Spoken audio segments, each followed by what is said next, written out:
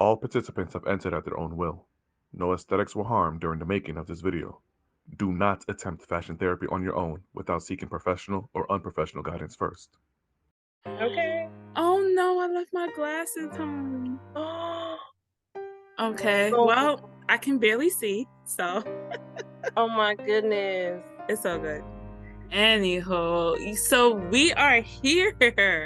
We Yes. are here. It's been what, about 2 years now? 2 years, yeah, 2 years. The 2 years went by so fast. What? So fast, like insanely fast. I've been following your journey and everything since I got on to Instagram. So you remember when I was, I still am a thrifter, but when I solely did thrifting and styling, and I started the page Vinrelo Fits. And yes, I remember all of that. I know. I remember your blogs. It was not 2 years ago though. I know. I remember crazy. Your blogs. I remember getting into my office, sitting down, reading the SBLs in the morning about people. I'm like, sitting there. We've been trying to do this for a while now, and we finally are able, and we're doing it. Yeah. People have used fashion therapy in a lot of different contexts, but I've coined it and making it a platform. I made it not just a YouTube series, but making it like a staple in conversations. You know what I mean? Keep saying fashion therapy. And also it's going to be a segment in my magazine that's coming out for February. So I'm super excited for that. I'm a little nervous because I've never been a chief and editor, but I'm really excited with the resources that I have around me, not just in New York City, but just in general in business and fashion. So I'm excited about where we're taking this. And I remember speaking to someone yesterday about this episode, and I was like, the power of what we're doing is not when people catch on to it, they're gonna see like it's not just a conversation, it's like real gems like we're dropping. And I was telling them about your journey, and I was like, she just the SBL, like people don't understand, like even connecting it back to Fashion Week, being officially in a Fashion Week calendar. That's huge, because not even just a stylist, like there's no concept of any type of show in New York Fashion Week that focuses on styling. Everything is designers. It's been like that from the beginning of fashion show structure to now. So the first time in history, it's like, oh my God, we're putting stylists in the room. And then I laughed, and she's like, why are you laughing? I said, because thrifters are in there too. I said, because I'm a thrifter. Like I started, that was the core. Before I even started styling, I was thrifting. And so I said, that's why it's so powerful, because, I have SBL, I have Elephant in My Room, I have Vintage Trunk, I have all those staples that are coming up that give it some time and you're going to see like it's powerful. So I'm just excited. Now they've been on episodes and now we got you on episodes. I love that. Yes, y'all. So listen, SBL, the acronyms is Story Behind the Look. And I wear this necklace every day because this is my brand. This is mine. No one can ever take this away from me. That's a story that comes behind that too. But anyway, we're not going to go that deep. This is the only time they get into these type of conversations, because real. But yes, SBL stands for Story Behind the Look. And Story Behind the Look stems from, growing up, I was bullied for my skin complexion, whatever, right? Even up until college, I was bullied, right? And it made no sense to me, like, dark skin, older people woman, doing that. I was like, girl, you're too grown for this. What is wrong with you? Yeah. So it was literally that day, and it was my freshman year too, and I was like new to the campus. I was 4 hours from home. It was a totally new experience for me. But I then started to thrift. So I started thrifting my freshman year in college, and I did that only so that I could take my identity back from everybody who wanted to put me in all these different boxes because I was dark skinned, because they thought I was ugly, you know, whatever the case may be. It was my way of look at them now. Sis. But come on. Listen, I love a success story. I love a success story. Listen. So it was my way of just taking my identity back. So I started thrifting. I was like, one thing I'm going to do now, like, I'm going to give y'all a reason to really talk about me other than my skin. Now you're going to talk about my outfit. You're going to talk about all these bright colors. You're going to talk about all these prints. Now I'm going to give you a real reason to talk, right? So I wanted to take back the story behind my look. Yes, I'm a dark-skinned woman, but I'm a successful dark-skinned woman. I'm an educated dark-skinned woman. Like, you know, the list goes on. Like, humbly speaking, like, just respectfully, right? Respectfully. So I wanted to create this platform for myself, because I went through the healing process. Like, I did everything I need to do to be here, but I was like, there has to be so many more Ericas out here in the world who went through the same thing I went through. So let me create this platform so they can be free, so they can share their stories, so they can be inspired, so they can be encouraged by my story or other people's story, right? Which is why I started doing the blogs and the interviews, because and started featuring people. I remember. Exactly. But we all have a story, and that's really like the whole point. A story behind the look, because we all have a story, no matter what we look like, no matter where we come from. Girl, that should be a magazine. You need a magazine. You need a magazine. I'd be like flipping like. Listen. So yeah, that's where Story Behind the Look came from, y'all. That's what it means.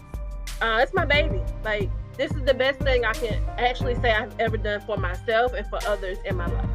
Did you know Erica is gonna be SBL? Because let's be honest, do people call you SBL?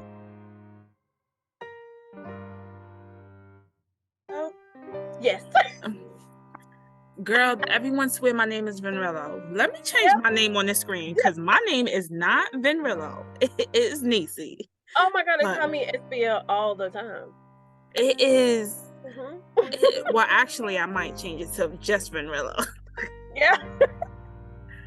But it is like branding at its finest. What was the first time somebody called you SBL? I'm curious. It had to be within the first year. And it was just like, they sent me a DM like, hey, SBL, blah, blah, blah, blah, like inquiring about something that was on the website. And I was just like, hi, nice to meet you. My name is Erica. Like, I really just wanted them to know. I'm like, I'm not mad about it or whatever. It's cool, but I think that's another thing. Like, people need to know who you are. So I wanted them to know, like, my name is Erica. SBL is the brand for sure. I don't mind you calling me that, but I also just want you to truly know who I am as well. Okay, it was in a thrift store. And I love when these moments happen. Like, they happen all the time. I was in the Goodwill. It's like the biggest Goodwill, like right here in Miami. And I was in there. And this young lady came up to me. Mind you, I saw this young lady kind of like staring, but everybody's staring in Miami, so I was just like, whatever. And then she came up to me and she was like, hi, are you SBL? And I was like, yes. And then we just started having a conversation. I told her, like, my name is Erica. What's your name? Ourselves, and she just talked about like how she loved my brand and she followed me, and it was just so surreal because you never know who's following you. Like, I got 13.8 thousand followers, but I don't even know half of those people.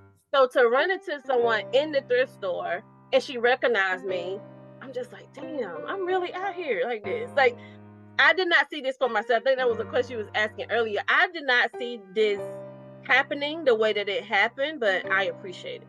I'm still trying to get used to it too, because I have random people coming up to me often in public. Yeah. Hey. So weird. Girl, I know the same.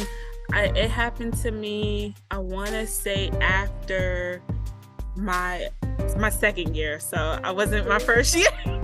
I mean, my team members would call me that, and I think that's just natural, but like an outside person I've never met, never heard of. It happened my second year is when I was attending, besides Fashion Week. So it started to happen around Fashion Week, but I think that's just natural. But it caught me off guard. I attended an event, a fashion show, and you know, I come in with my little shades because that's a story in itself, because my eyes are really sensitive, so I wear shades a lot, and people think like, she always say hi. I'm like, no, I have really bad sensitive eyes to light. And these are my money. These are my money makers, so I protect my eyes. So I refuse to get transition glasses because that's not cool. But so we were in there, and this guy just kept looking at me across the room. And so, like, you know, I'm waiting on my friends to come from the back. They're modeling and stuff, so I'm there to support them. It's not my event. And one of the guys, like, they wait until I'm talking to one of them, and then they finally come over and was like, "Are you SFS?" I was like, "Yes, I am."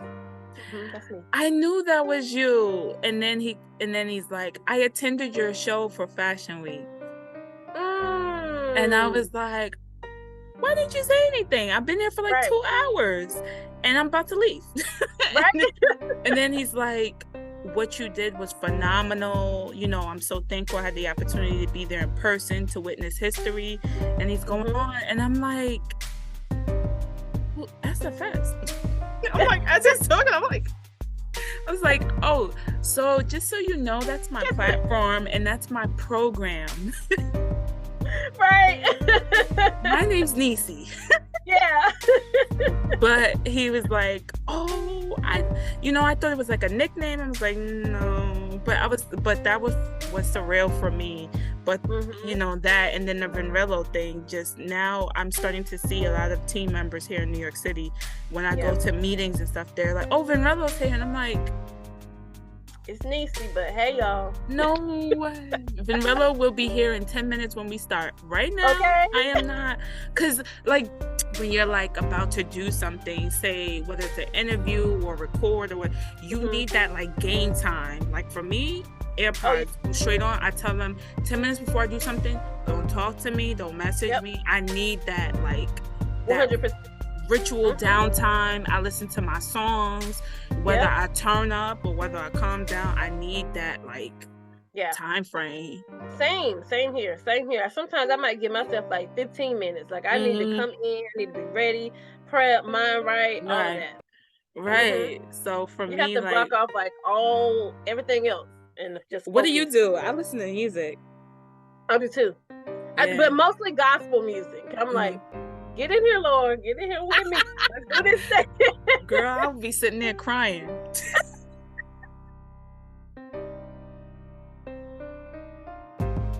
Let's just put it out there. Okay. Even though we're thrifting or you have these new thrifters, styling does not automatically come with it. It does not. It does not. It does not. I cringe. So I'm not here to call nobody out or nothing, but I was in a live one time and I said, you know what, let me lock in, right? Yeah. The one time I do and you hear this, the way they're explaining the clothes, and I was just like, are we in the same room? Yeah. So we have some shimmery, glittery, shiny. I could keep going with the NYs. No. Like, what? Yeah. What happened to the word sequin? Right.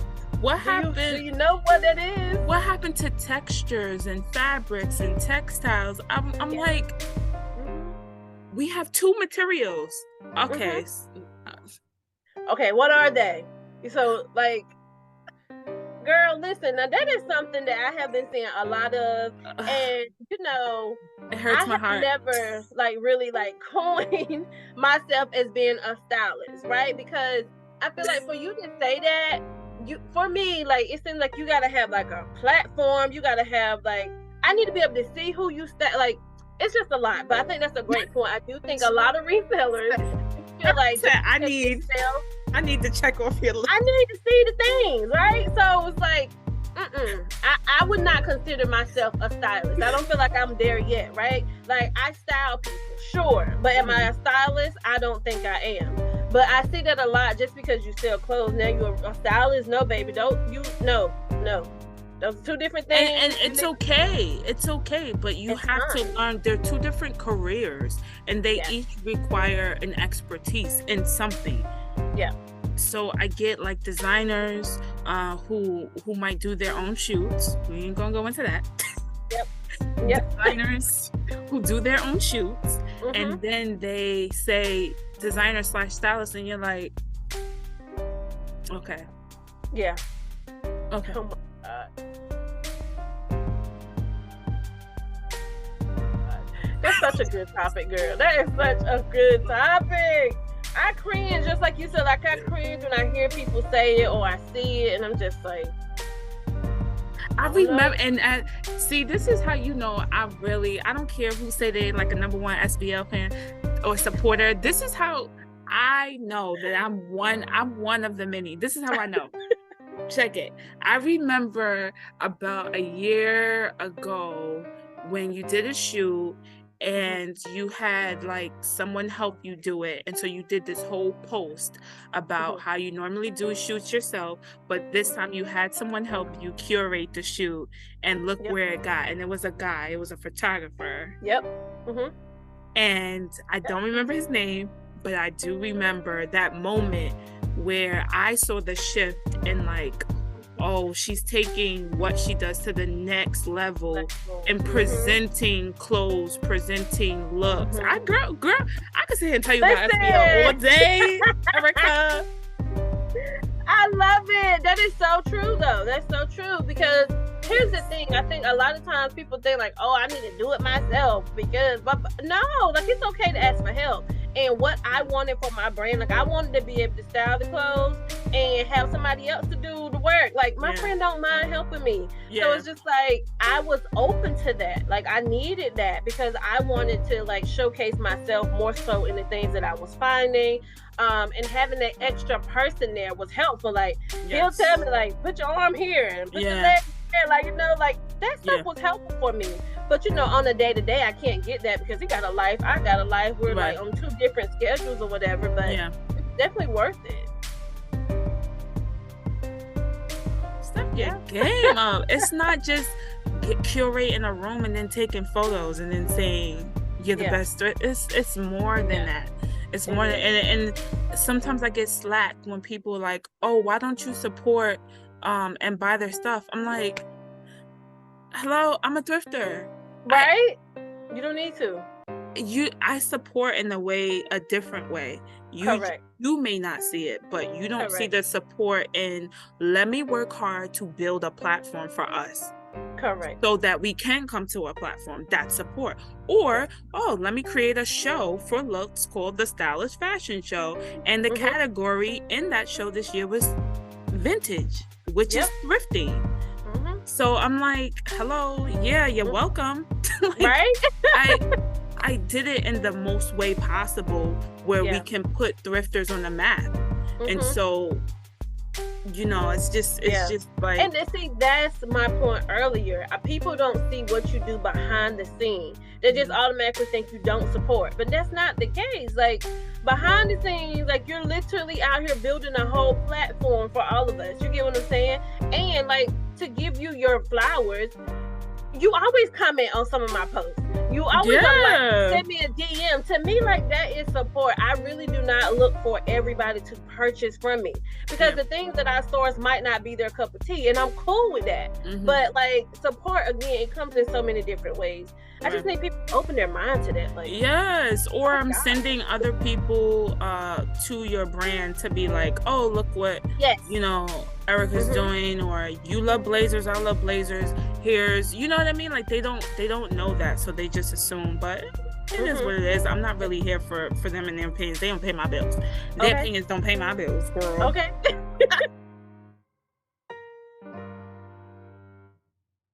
You know, I think it kind of already started, but I really do feel like a lot of like brand names are gonna start thrifting and like They do. They just not gonna tell you. reworking the item and then making it $1,800. Like I've seen it already start to happen. Like it's already happening. So I feel like we're gonna definitely see more of that in 2023. I really do. I think they're gonna, like, just using this as an example, they'll go to Aisha the Great page, see something that she did, go find that one thing and make it their own as if they came up with it. Like I see it so much on social media, it's driving me crazy. And it's like, yeah, well, so I'll tell you, I know where I'm going with it in 2023. So I want to see thrifting in its own world. I don't want to see it competing with fast fashion. I think if we put it in its own category, then we can then embrace it. If you keep comparing it, you're not going to be able to really understand it. So what I've created was Sip and Style. And Sip and Style, we launched it, I want to say a year and a half ago. We've done 2. But recently we did one where I've contacted a whole bunch of brands, resellers, thrifters, even corporate brands. I said, can you donate one piece? And so after, you know, they come like sip and paint. So you come, you come in the door, you pick your teams. So I had Drip Set and Rocker Style. Ooh, I love it. So we played on the whole, you know, New York City thing. So we had Drip Set, Rocker Style. And then what we did was styling challenges. So we had like Style My Crocs. Yeah, we had a whole bunch. I don't want to give away all of them, but we had some fun challenges. So they styled the Crocs with the little widgets, fidgets, widgets, gibbets. I don't know, girl. One of them. I'm like looking down at mine, like trying to figure out the name. I don't know. I think it's called gibbets, something like that. Gibbets. So they styled it. Then we had a styling where you had T-shirts with artists. So, you know, that, then we had small business brands, whoever could make their brand look the best. And then we had corporate brands. So we had Converse, Champs,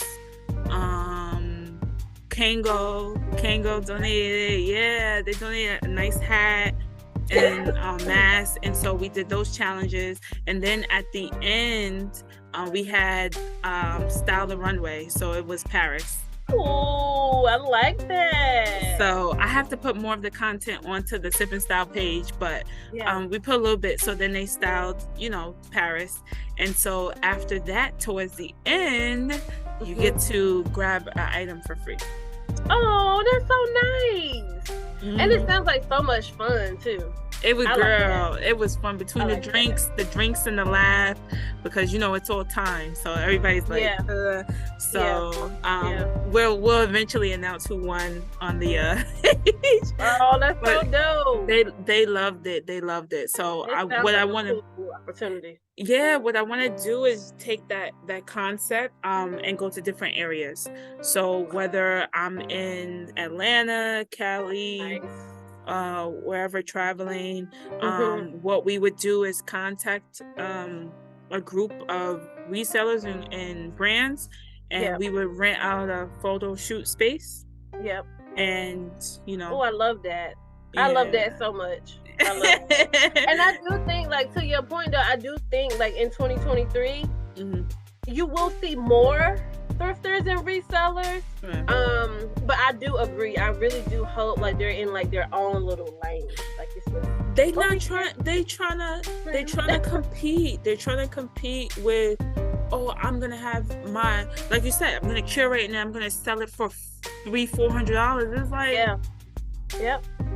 you just went online and got a whole bunch, or you went to Michael's and got a whole bunch of Gildan shirts. That's it. Or whatever you call that brand, you know. It's like it's like, come on. I don't want to pay my hard-earned money that I work for to just throw it into something that I know I can only wear once or twice. That's not fair to me as a consumer.